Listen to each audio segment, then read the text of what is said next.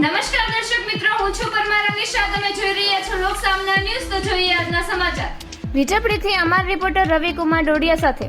આજ રોજ સુરત, વરાસા, બરોડા ખાતે લારીવાળા તેમજ પથ વિક્રેતા ધંધાર્થીઓ દ્વારા એસએમસી વિરુદ્ધ આંદોલન કરવામાં આવ્યું હતું. સુરત, વરાસા, બરોડા, પ્રિન્ટેજ ખાતે લારીવાળાઓ તેમજ પથરાવાળા પથ વિક્રેતાઓએ ધંધાર્થીઓ દ્વારા એસએમસી પર આંદોલન કરી અને આકરા પ્રહારો સાથે નારાઓ સાથે આંદોલન કરવામાં આવ્યું હતું. અને એ લોકોની માંગ એ છે કે અમને શાંતિથી ધંધા કરવા દો અને સરકાર દ્વારા જે કંઈ પણ ફીસ નક્કી થાય તે વસૂલ કરી અમને કાયદેસર રીતે જગ્યા સોંપવામાં આવે અને ભીખ નહીં પણ હક માંગીએ છીએ.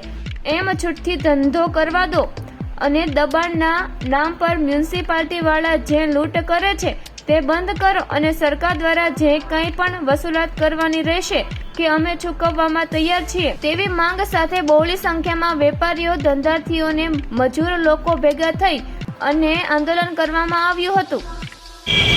મારું નામ જય વ્યાસ છે. અમે ભારતીય પથ વિક્રેતા મહાસંઘ કરીને અમારું સંગઠન છે એ આખા દેશમાં લારી પથારાના અધિકારો માટે લડી રહ્યું છે. એના માટે અમે અત્યારે ભેગા થયા. તો અત્યારે શું સમસ્યા છે અને ક્યાં જઈ રહ્યા? અમે જઈ રહ્યા છીએ મ્યુનિસિપલ કમિશનરને મળવા મુક્તિસરાય. અને આ સમસ્યા અમારી એ છે કે આજે કાનૂન 11 વર્ષથી આવેલું છે, 2014નું કાનૂન, પથ વિક્રેતા કાનૂન, સ્ટ્રીટ વેન્ડર એક્ટ. એ સંસદમાં પાસ થઈને રાષ્ટ્રપતિએ સહી કરીને આખા દેશમાં લાગુ છે. એ સુરત એનાથી અલગ નથી. આ લોકો વારંવાર બોલે છે કે સુરતમાં આ કાનૂન લાગુ નહીં પડે અને પોલીસ જ આવીને આ બધાને ઉઠાવે છે. ગઈકાલે પોલીસ આવી હતી, અમને રોકી અહીંયા.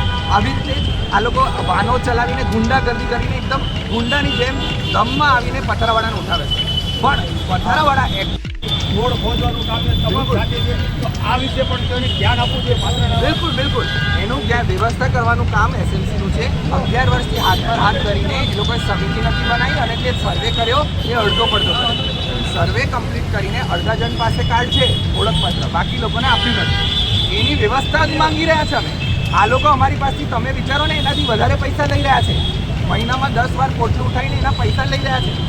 અમને આ નથી કરવું. અમે કહીએ છીએ ઘૂસ નહીં, ફીસ લો અને જગ્યા નિશ્ચિત કરો અને માર્કિંગ કરો. આ રોડ પહેલાં મોટો નહોતો, આ નાનો હતો. તમે પોળો કર્યો તો આમાં લખ્યું છે કે પુનર્વસન કરવું પડશે ને મારા ભાઈ. એ કોણ કરશે?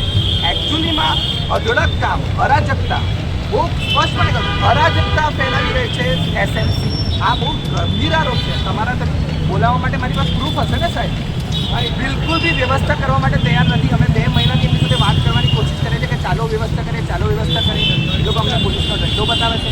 અમારી એફઆઈઆર છે, 109 જણે સાઇન કરી છે. એફઆઈઆર નથી કરી રહ્યા, અંદર કમ્પ્લેન પડી છે. તો ફરી મળીશું એક નવા સમાચાર સાથે. ત્યાં સુધી જોતા રહો.